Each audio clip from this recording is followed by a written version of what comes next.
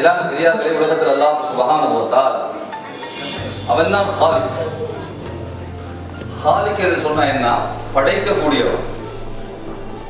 அத்துணையுமே படைத்தவன் அல்லாஹ் தான். நம்மெல்லாம் படைக்கப்பட்டவர்கள். உலகத்துல படைக்க யாருக்கும் முடியாது, உண்டாக்க முடியும். அதுக்கு சானியா என்று அரபியில் சொல்றோம். அதாவது ஒரு தண்ணி, பிறகு கொஞ்சம் மண்ணு அரண்டையும் சேர்ந்தா ஒரு சட்டி செய்யலாம், பானை செய்யலாம், மூட்டி செய்யலாம். பிறகு இரும்புலாம் இருக்குது, என்ன செய்யறாங்க? ஃபேன் செய்யறாங்க, வாகனம் செய்யறாங்க. செய்யலாம், உண்டாக்கலாம், படைக்க முடியாது. படைப்பவன் காலிக் என்ன யாருன்னா, ஒரு சொட்டு தண்ணீர்ல மிகப்பெரிய சமுத்திரத்தை படைச்சான். இதுதான் காலிக். முடியுமா? இப்ப ரெண்டு பக்கம் சமுத்திரம், நடுவுல மண்ணு. இது எல்லையை தாண்டாது, இதுவும் எல்லையை தாண்டாது. ரெண்டும் எல்லையை தாண்டி விட்டால் நடுவுல இருக்கிற பூமியில இருக்கிற நம்ம நாசமா போயிடும். ஆனா தண்ணியுடைய சிபத்தை என்ன? ஓடுறது. தண்ணி பாருங்க, ஓடும். ஆனா அதை ஓட வைக்கல. இரு, நான் சொல்ற வரைக்கும் இரு.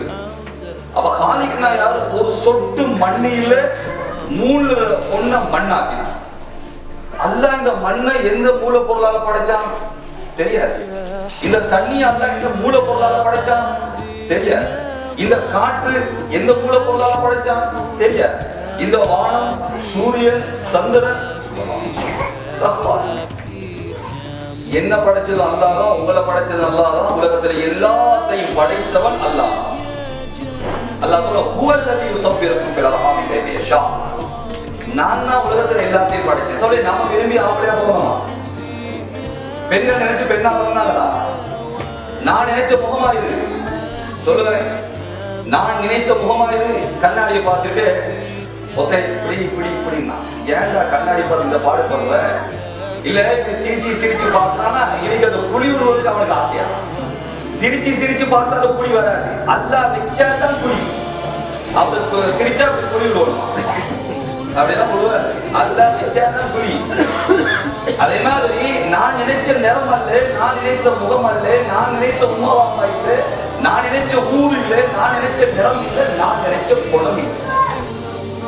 முகத்தை பங்கு வச்ச அல்லாஹ் குணத்தையும் பங்கு வச்சிருக்கான்.